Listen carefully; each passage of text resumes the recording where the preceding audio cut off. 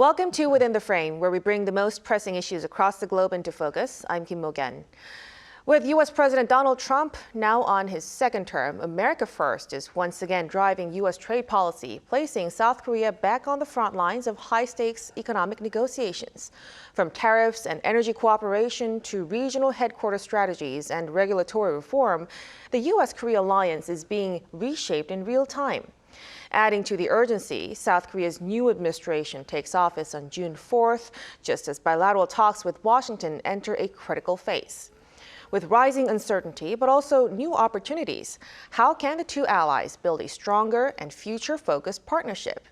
Today on Within the Frame, we sit down with James Kim, Chairman and CEO of the American Chamber of Commerce Korea, for an exclusive look on what lies ahead for the U.S. Korea Economic and Security Alliance. Welcome to the program. Thank you so much for having me today. Thank you for coming in.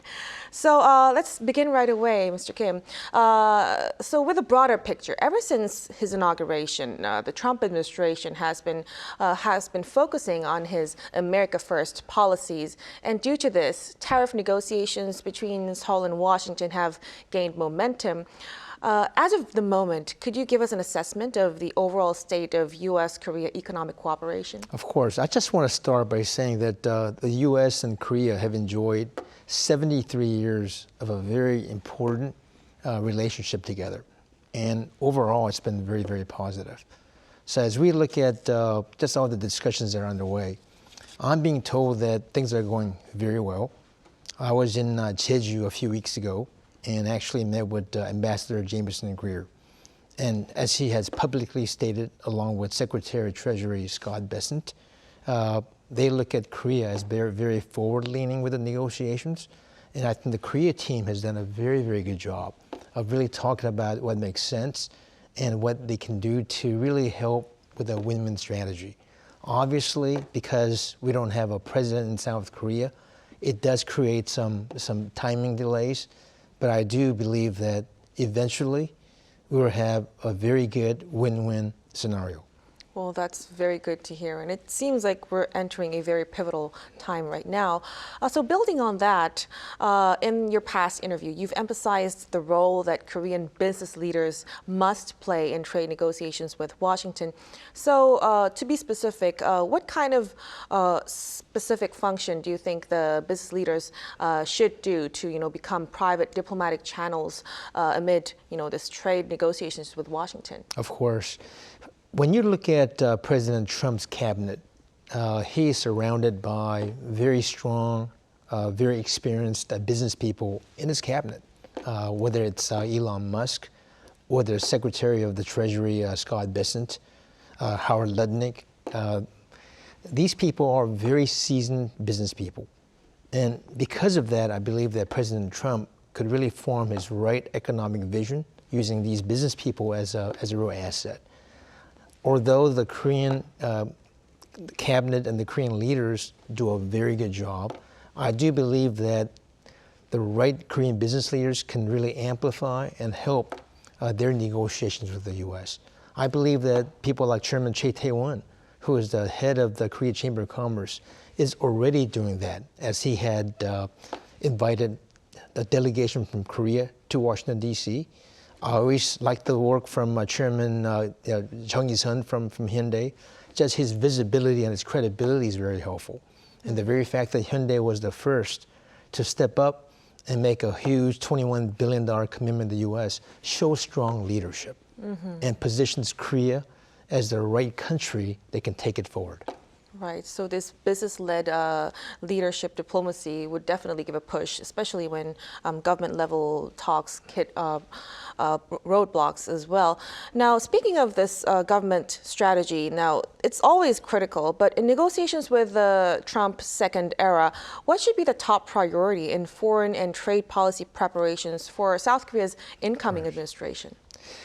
The way they ought to look at it is, since the U.S. is so important to South Korea, look at what President Trump is focused on. He's really focused on two things. The trade deficit, which has ballooned from $20 billion when he was the first president, 4 years ago, and now it's at $65 billion. So when he looks at the trade deficit, he does look at it as a big problem. And when he looks at what's causing a lot of the trade deficit, of course, Korean companies have done an amazing job investing a lot in the U.S., but he views non-tariff barriers as a big challenge for why they're not selling more U.S. products into South Korea, which is the reason why at AMCHAM we came up with a study that talks about and identifies 66 regulatory challenges that could be perceived as non-tariff barriers. And if the Korean incoming administration can focus on resolving and fixing some of these issues, I believe President Trump will be very, very happy. But he's a business person. He wants to see results and not just talks. Mm-hmm. And we have to see eye to eye Yes. what he really wants to change. Now, let's also look at a specific area of cooperation. At a recent forum, you've highlighted the expansion of LNG partnership as a key pillar of cooperation. Could you elaborate for our viewers why LNG is so important, such a strategic importance at this time? Well, I think LNG really provides for economic and energy security for both U.S. and Korea. Obviously, Korea relies mostly on imported natural resources. And for the U.S., they view Alaska as having a major asset that should be deployed in places like Asia. Fortunately, I spent 2 days with Alaska Governor Michael Dunleavy. We met with a lot of different people here in South Korea, all the key government officials, to all the business leaders as well. He is very, very firm on how important the Alaska LNG project could be and how it could be very helpful to Korea. But also at the same time, if we can successfully get it implemented, just the issue of trade deficit should go away pretty quickly. It's something that Korea needs. It's something the U.S. wants to really do a bang-up job on promoting. And the Alaskan governor is really, really convinced that he has the right tool to make it happen on this get-around. Mm-hmm. So it's definitely a big bundle of Yes. Negotiations to talk to. Now, as for the private sector, Mr. Kim, like chambers of commerce, what kind of cooperation or role do you think it should play to have a balanced trade economic cooperation between the two countries? And what kind of specific efforts is AMCHAM currently pursuing in this regard? You know, I've always believed in taking a very pragmatic, practical role that actually shows some results. When we say we want to help reduce the trade deficit, we're not just talking. We are really acting with some specific, programs that we have. A month and a half ago, we created this program called Buy America Campaign. The Buy America Campaign was started with a specific purpose of helping bring more U.S. goods into South Korea, something that President Trump really likes, and something that our member companies would really like. So what do? We had set up 4 MOUs to date. The first one was with the second largest supermarket chain in Korea called Home Plus. We created this campaign. We're now using Home Plus. American beef, American nuts, American products can all be coming to Korea using this highway called Home Plus. Very successful. We recently completed one with GM Korea and the Korea Chamber of Commerce so that GM could really help promote a lot of its American cars into South Korea using and partnering with the Korea Chamber of Commerce. And just through that MOE alone, they're seeing a lot of viable and a lot of good opportunities to really showcase the products that they have. Mm-hmm. So this policies like Buy America definitely Yes. would help boost. And we're going to do 15 more MOUs in the next several months. That's something. So we're very, very excited about it. Mm-hmm. We're going to look forward to that too. Now, speaking of these kinds of efforts, AMCHAM has been continuing strategic dialogue with the Korean government, including the release of the Korea as an APAC regional HQ report to support Korea's bid to become a regional business hub. What do you think are Korea's strengths and competitiveness in order to become a global business hub? So let me just walk you through the numbers, right? When you look at the number of multinational companies that have set up its headquarters in Singapore, there's 5,000 of them. In Hong Kong, you have 1,400. And in Shanghai, you have 900. But in a place like Korea, we have less than 100 today. So can you imagine this country with this amazing infrastructure, a highly skilled workforce, the digital economy here, to have less than 100, I think gives everybody a wake-up call. When I talk about these numbers, people just don't believe it because everybody loves coming to Korea and they see how much of a wonderful country this is. So now, moving ahead, I'm talking to the Korean government constantly about what we can do to help make that a better place for regional headquarters to be set up in Korea. Well, it's a shocking figure, Yes. but it also means South Korea has more chances and opportunities. Absolutely. Right? So I'm telling the Korean government that they should really have a tangible and a practical look at how many should we have here. And I really believe the right number is to go from 100 to 1,000. And if the Korean government and the Korean ecosystem can really get on that bandwagon, I think executing 1,000 should not be a problem. And I think Koreans are one of the best executors of a business strategy once they come to terms with it. Of course, of course. So negotiations on that front would be definitely necessary. Yes. Now, when it comes to opportunities, as we've been speaking, you've noted that the trend of global companies moving out of China due to the tensions with Washington, spurred by, could become an opportunity for South Korea as well. What kind of regulatory obstacles do you think must be urgently addressed to capitalize on this shift? Yeah. And what support would be necessary? Hey, first and foremost, I do think that there are still many U.S. companies in China. Despite some of the challenges that both countries seem to have. Is it going to be no business from now? I don't think so. I think you still see a lot of activity in China. That said, I always believe in diversification. For many years, China was Korea's #1 trading partner. But now, with Korea looking at the U.S. as its primary trading partner and elsewhere, it's a great strategy to have. So to answer your question, I would say the #1 regulatory concern that many U.S. companies have here starts with labor. Simply put, the inflexibility to hire and to reduce workforce in Korea is very, very difficult. And that's something that I've talked to the Korean government about. It's a difficult challenge, but that needs to be resolved. The second has to do with something like the CEO risk in Korea.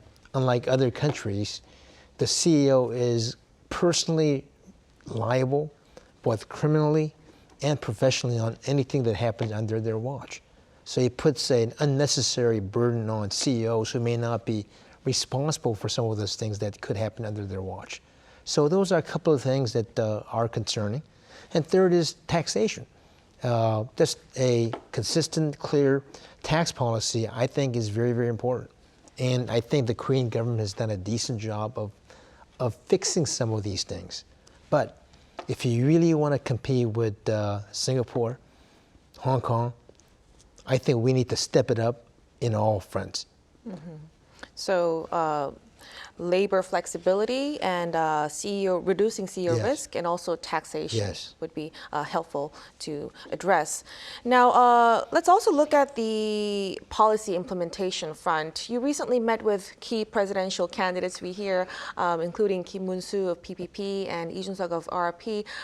They all emphasized a strong will to pursue regulatory innovation to boost investment in the country.